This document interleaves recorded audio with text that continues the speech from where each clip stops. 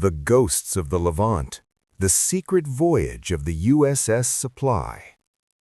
The American West was not won by the horse, but by a beast the desert truly recognized.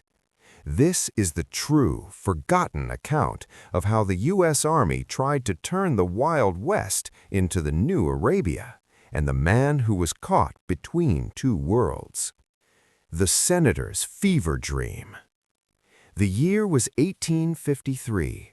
Washington, D.C. was a swamp of humid air and political vitriol.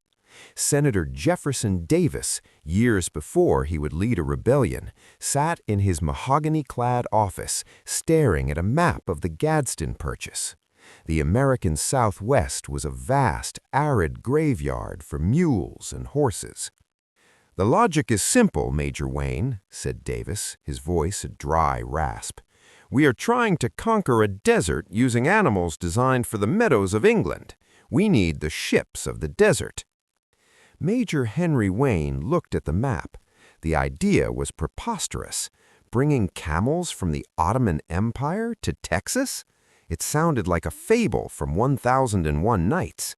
But the funding was approved. $30,000, a fortune in gold. The port of Smyrna. In 1855, the USS Supply sailed into the Mediterranean.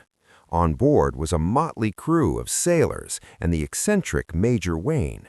Their mission? Acquire 33 camels of the finest breeding. The markets of Smyrna, modern-day Izmir, were a sensory assault.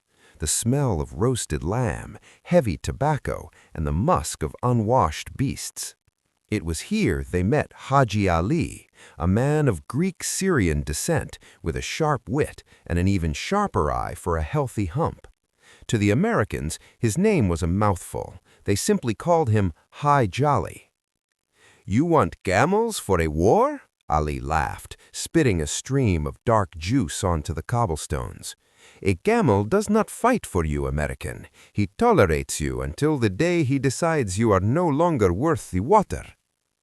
The Middle Passage of Beasts. The voyage back across the Atlantic was a nightmare of engineering. The USS Supply had to be gutted. Special camel cars were built to keep the animals upright during Atlantic gales. One night, a massive storm hit near the Azores.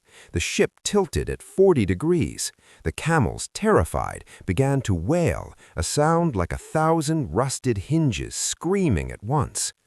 Major Wayne stood in the hold, knee-deep in seawater and dung, bracing a female camel named Topsy against the bulkhead. "If we lose the cargo," Wayne shouted over the thunder, "we lose the West." Against all odds, they arrived in Indianola, Texas in May 1856. Not only had they survived, but they had more camels than they started with. 2 calves had been born at sea. The Texas Trials. The local Texans laughed until they saw the results.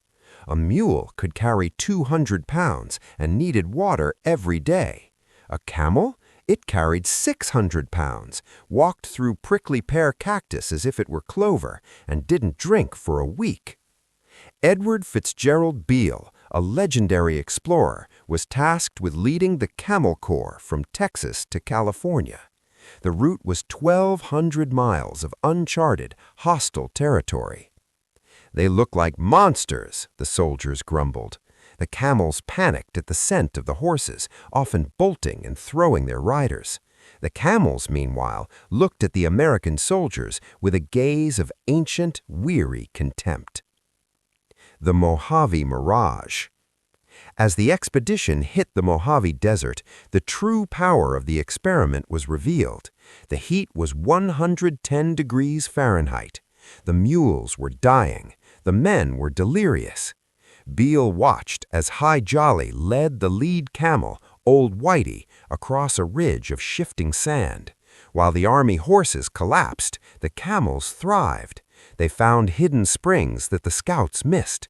They ate the creosote bushes that poisoned the cattle. It worked. The experiment was a resounding success. Beale reached the Colorado River and declared that the camel was the future of American expansion. But history has a cruel sense of timing. In 1861, the guns of Fort Sumter fired. The United States tore itself apart. The Camel Corps, the brainchild of Jefferson Davis, now President of the Confederacy, was abandoned. The Union Army had no interest in Confederate pets. The camels were sold to circuses, used to haul salt in Nevada mines, or, most tragically, simply turned loose into the Arizona wilderness.